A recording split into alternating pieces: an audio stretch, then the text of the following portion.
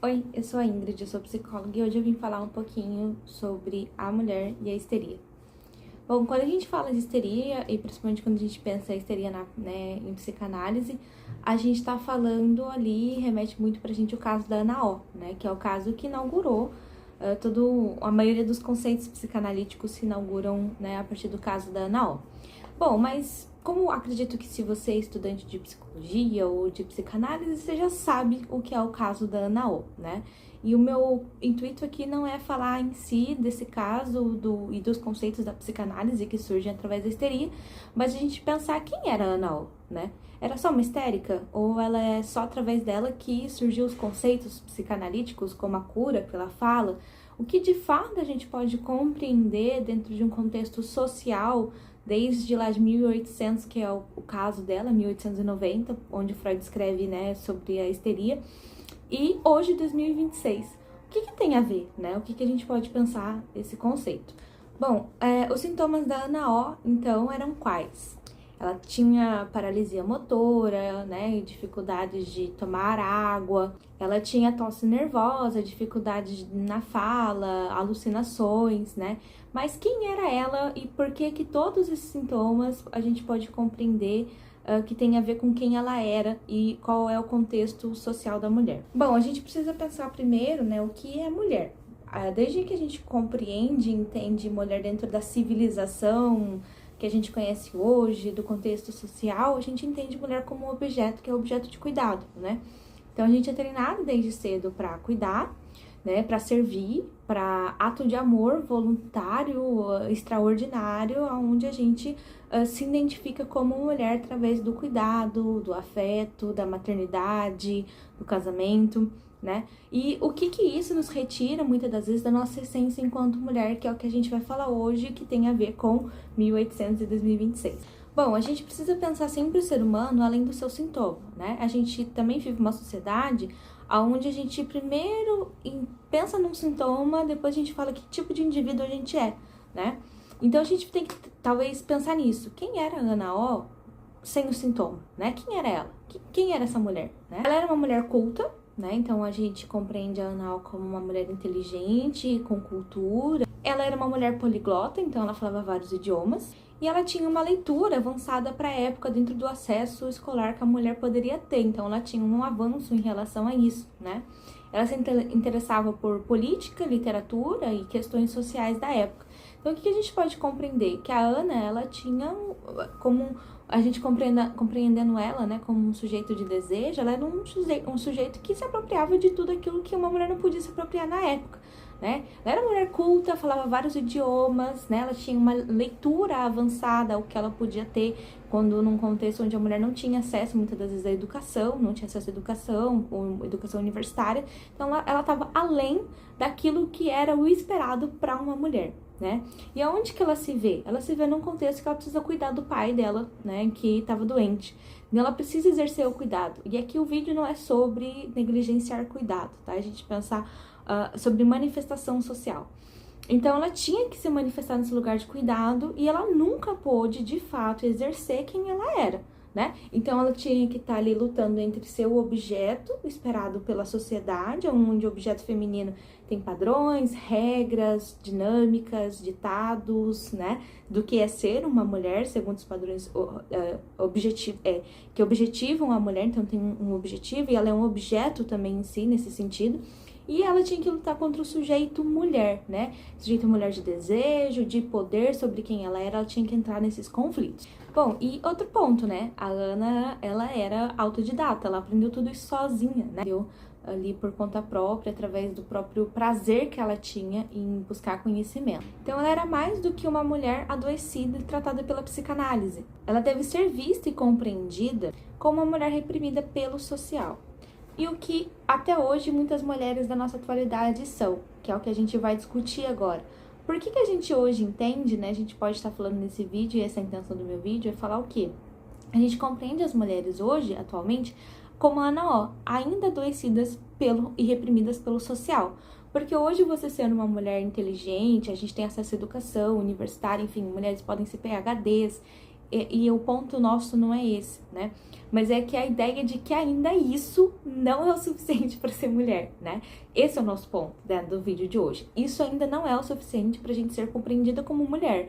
A gente só vai ser compreendidas e afirmadas na nossa feminilidade, no nosso sujeito mulher, a partir do momento que a gente casa e se torna mãe e se dedica ao cuidado. Aí você pode estar pensando assim, Ingrid, mas desde quando isso acontece, ou isso não é regra, enfim. Mas aí vem um questionamento que a gente vai trabalhar o inconsciente aqui. Quando das vezes a gente não se sente culpadas por não estar exercendo aquilo que é esperado nosso pela sociedade, né? A gente se sente culpada, alguma coisa tem de errado com a gente, como se a gente não conseguisse viver em paz com a escolha de não escolher ser o objeto esperado pela sociedade. E aí é o que a gente adoece, porque a gente vive num looping de fracasso, de angústia, de que alguma coisa tá de errado. Bom, então a gente precisa compreender mulher, então, como um ser reprimido pelo social, né? Sem espaço para ser um ser desejante.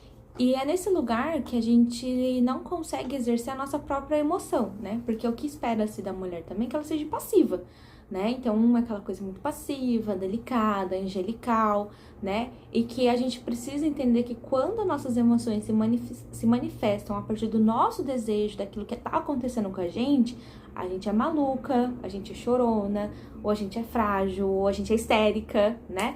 Ou a gente é surtada, malucas, enfim, existem várias palavras que a gente pode colocar quando a emoção da mulher ultrapassa o que é esperado da própria emoção dela, né? Porque isso, é esperado alguma coisa da nossa emoção também, né? Do nosso psiquismo, é esperado um estereótipo, um padrão do psiquismo feminino, né? Então a gente também precisa pensar por esse lado. Quando a gente ultrapassa e deseja sentir a nossa emoção de acordo com a coerência daquilo que tá acontecendo pra gente, a gente já logo tem um estereótipo pra vestir, né? Porque é isso, é um objeto. Então, quando a gente é o objeto, ele tem um sentido, é dado um sentido pra gente. Então, se a mulher chora, ela chora demais e chorando demais. Ou se ela tá brava, é grosseira, é estúpida, é histérica, enfim, nada que seja comparado ao feminino adequado. Então, de onde vem o adoecimento feminino? Vem do espaço que não é vivido, que não é representado, que não é sentido, né? Que não é desejado, que não é concretizado. Bom, e qual que é o ponto central da psicanálise? É a cura pela fala, né? Então, a partir do caso da Ana Oss, entende que a cura pelo falar. Então, como que a gente, dentro do setting terapêutico, a gente permite que as mulheres falem sobre aquilo que adoece elas, né? Porque quando a gente busca o processo terapêutico, não é pra gente escutar o que o outro tem pra dizer pra gente, então, o que esse psicólogo, essa psicóloga tem pra me dizer, mas é o quanto há dentro desse espaço terapêutico um espaço para falar, né? O quanto que está me sendo permitido falar. Então, a gente também pensar nisso. Quando a gente não fala, né? Freud traz esse conceito, né? De quando a gente não fala, a gente adoece, né? Que é o sentido da somatização, que é a histeria, né? A Ana estava totalmente somatizada, né? Mas a gente passar nesse conceito, né? Que as mulheres estão adoecendo porque elas não estão falando sobre os seus próprios desejos, né? Elas não estão vivendo os seus próprios desejos. E a fala não é simplesmente o conceito aqui em todos os sentidos, né? Falando através dos seus corpos, através das suas escolhas, através dos seus desejos, enfim. As mulheres não estão falando, né? E por mais que, de novo, a gente esteja em 2026, onde mulheres já têm muitos direitos, a gente está vivendo um retrocesso sobre a nossa própria fala. Porque é isso, se a gente fala, a gente é maluca. Se a gente fala, a gente tá contra o universo que é imposto. Se a gente fala, sempre vai ter uma maneira de mostrar pra gente que a gente tá errado, ou seja, de reprimir o nosso próprio desejo de falar sobre o que a gente sente. O ano era 1985 e ainda hoje a manifestação do desejo feminino é uma desordem social, que é isso que eu acabei de falar anteriormente pra gente. Não é bem visto, né? E aí a gente percebe que os modos de repressão do feminino só evoluíram, né? Só mudaram de máscara, só mudaram de forma, né? Enfim, que também é um contexto que Freud traz pra gente, né? Que o mal-estar da civilização, ele só muda conforme o tempo, mas ele permanece o mesmo, né? Então a gente pensar qual que é o mal-estar pra mulher, ele permanece o mesmo, né? Que a gente não pode ser de desejo, a gente tem que ser objeto, né? Do desejo do outro. Mulheres ainda precisam ser mães para cumprir algum papel na sociedade, porque o papel delas de serem inteligentes, trabalhadoras, enfim, não é cumprir papel de mulher. Para cumprir papel de mulher é ser mãe e casada e uma boa esposa. Não é ser aquilo que elas realmente querem ser, né? Porque eu volto de novo para um conceito que eu já trouxe aqui pra gente. Se uma mulher escolhe viver a inteligência dela, enfim, uma hora, ela vai ter que parar para casar, né? E para viver o que ela nasceu para viver, né? Então a gente pensar no que foi imposto pra gente do que é ser mulher. De novo, o vídeo não é sobre contra a maternidade, sobre contra o matrimônio. E a gente pensar que a maternidade e o matrimônio também tem que ser um objeto de desejo da mulher. Tem que ser algo que ela deseje, não algo que ela simplesmente tem que fazer, né? Porque senão ela entra nessa relação de maternidade e casamento já adoecida, ela não entra consciente, desejante daquilo.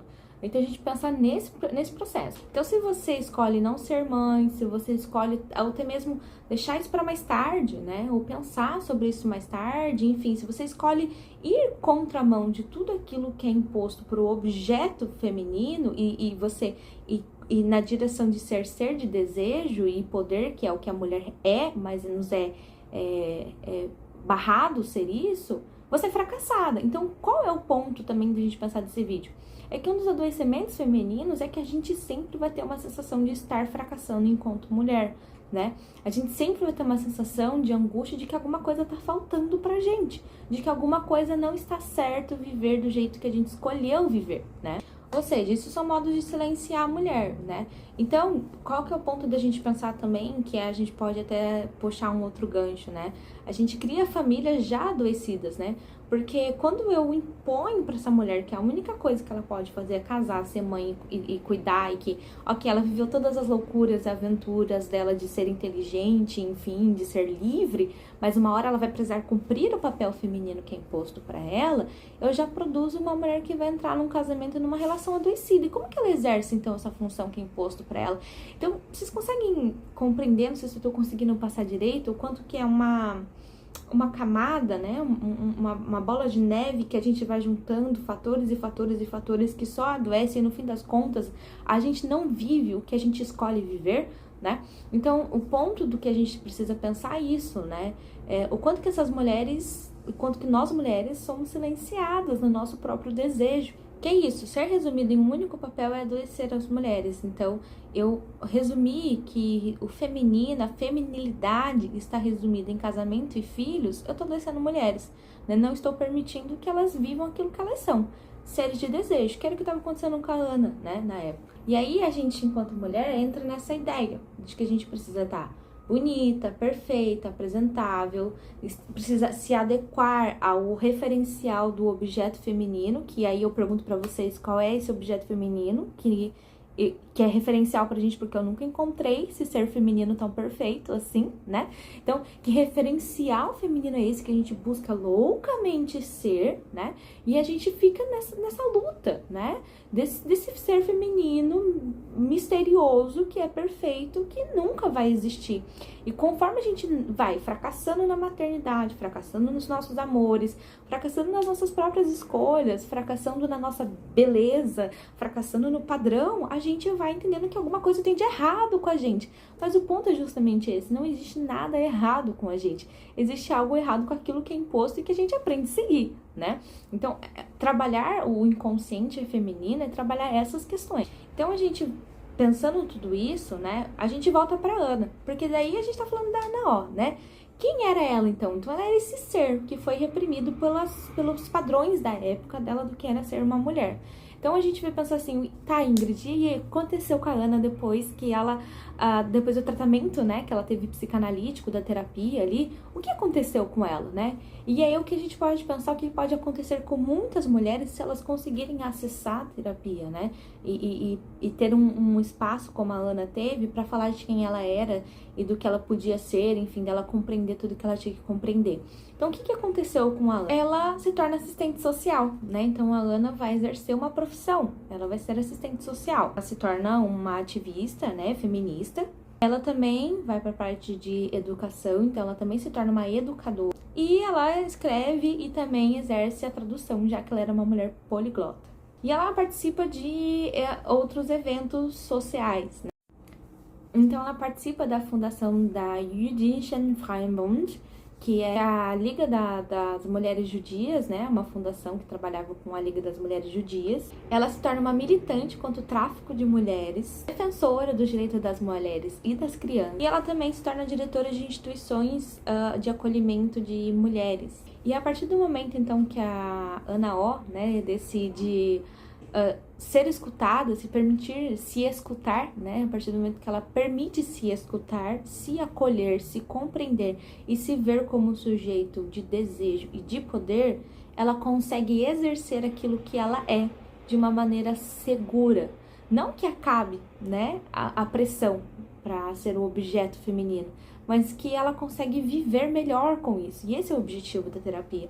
A gente conseguir viver melhor com quem a gente é, né? A gente compreender, então, a gente se escutar, né? Falar, se escutar, se compreender, se ver, se perceber, se entender, e aí sim a gente exercer o ser de desejo, de poder que a gente é enquanto mulher, de uma maneira mais autêntica, mais firme, inclusive se protegendo, ou minimamente conseguindo viver, né, bem com todos esses estereótipos que são impostos pra gente. Então, se perceber como sujeito de desejo, de poder, vontades, né, tudo, e sentir tudo aquilo que ela desejar, e sentir tudo aquilo que ela desejava, e poder falar sobre isso, e poder falar sobre as suas dores, e falar sobre isso, sobre suas repressões, suas angústias, né, fez com que ela pôde agir sobre aquilo que fizeram com ela na sua época.